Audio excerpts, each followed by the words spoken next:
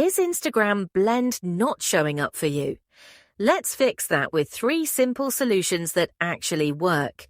Instagram Blend is a fun feature that lets you and a friend create a shared Reels feed, personalized based on what you both like and send. If you don't see the blend option yet, try these steps.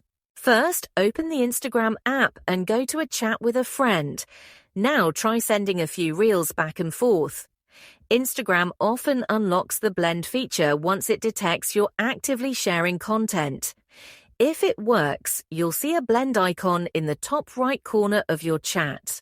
Second, make sure your Instagram app is fully updated. Open the App Store or Google Play Store, search for Instagram, and tap Update if it's available. Since Blend is new, you'll need the latest version to access it. Third, if the feature still isn't showing, you may have some app issues. On Android, open Settings, go to Apps, then find Instagram and tap on Storage. From there, tap Clear Cache and Clear Data. This won't delete your account or messages, it just resets the app's temporary files. After clearing the data, open Instagram again and check your DMs for the blend option. And if none of this works, the feature might not be available in your country yet.